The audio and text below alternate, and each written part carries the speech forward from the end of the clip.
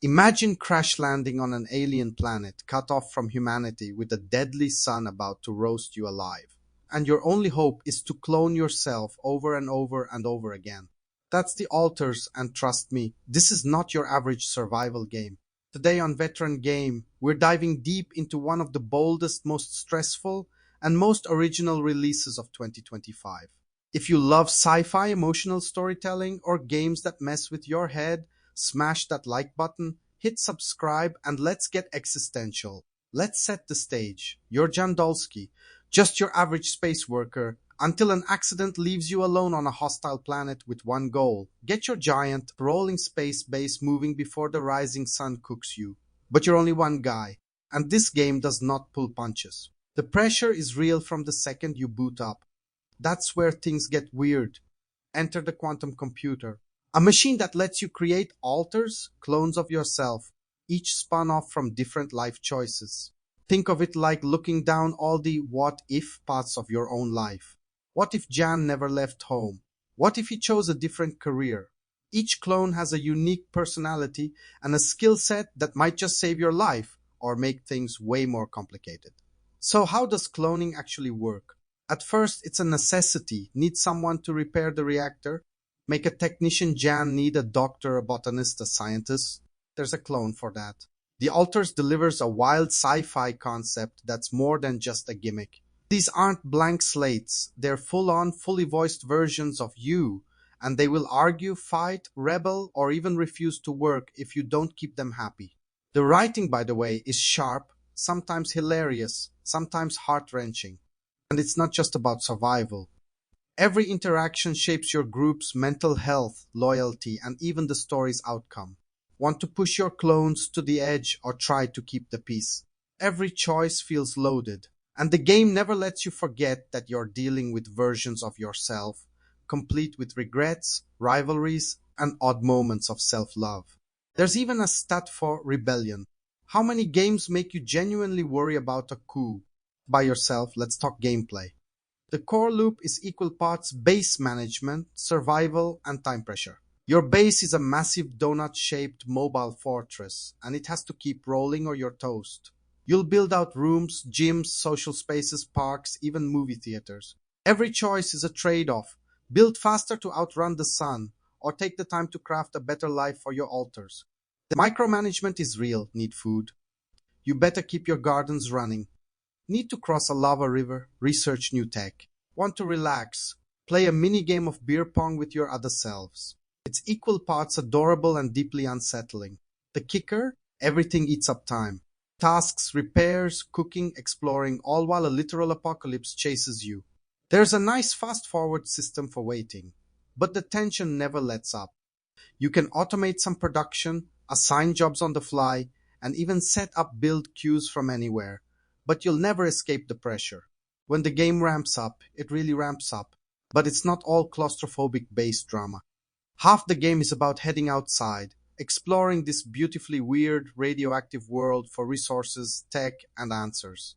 The landscapes are stunning, craggy rocks, lava flows, alien moons overhead, and every trip outside feels like a genuine risk. You'll scan for minerals, set up mining platforms, solve light puzzles, and sometimes just sprint for your life as the radiation closes in. And the planet isn't empty. Anomalies, strange, shimmery alien phenomena will attack, drain your suit battery, or block your path. Combat's pretty basic, but it keeps you on edge and breaks up the routine. The fast travel and pylon network make exploring manageable, but the deeper you go, the more you'll need to research tools and upgrades.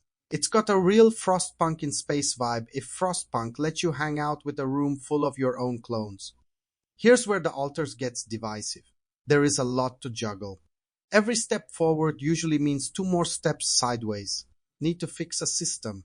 You might need to first research a part, build a tool, send a clone outside, and keep him happy enough to do it. Sometimes the management gets repetitive, especially as the acts progress and new obstacles pile on. That said, the game's packed with smart quality of life features, auto assignments, production thresholds, fast forwarding, and clear, readable stats for each clone. But even so, if you hate multitasking or high-pressure micromanagement, be warned. This is a game that expects you to sweat. Where the Alters really stands out, though, is in its story and themes. 11-bit Studios made this War of Mine and Frostpunk, so you already know they love tough moral dilemmas. Here, every choice, big or small, affects your story. Will you sell out to the shady company watching your every move? Will you sacrifice a clone for the greater good? Will you push for comfort or survival?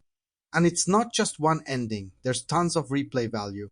Different clones, different branches, and your relationship choices all play out in the epilogue. It's personal, it's weird, and it will make you reflect on your own choices long after you finish. Visually, The Altars is gorgeous, think futuristic dollhouse. Rooms are crammed with detail, characters are expressive, and the lighting sells the moody alien vibe.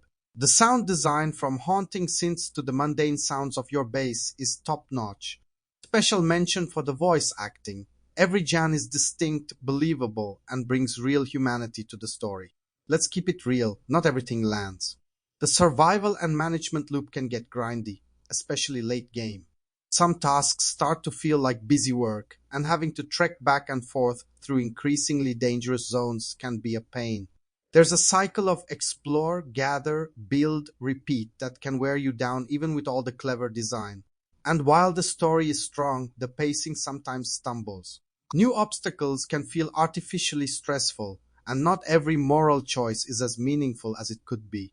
If you're looking for a chill builder, this is not it. So does the Altars clone greatness or just copy old tricks?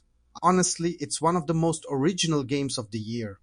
No other survival game asks you to argue with yourself, or to choose between speed and humanity, or to manage a team where every teammate is literally you. The emotional stakes are as high as the survival ones, and that tension makes for a genuinely unforgettable ride. Is it perfect? No. The management gets heavy, some late game repetition drags, and you'll probably rage at your clones at least once per act. But if you want something new, risky, and totally unique, this is the sci-fi trip you've been waiting for. So, what would you do if you had to clone yourself to survive? Would your clones be your best friends? Or your worst nightmare? Drop your wildest moral dilemma from the Altars in the comments below. And if you loved this deep dive, smash that like, subscribe for more bold reviews and gaming hot takes, and keep it locked to Veteran Game for the best analysis on the weirdest games out there. I'm Yuluk, and remember, sometimes being your own worst enemy is the only way to win. See you in the next one.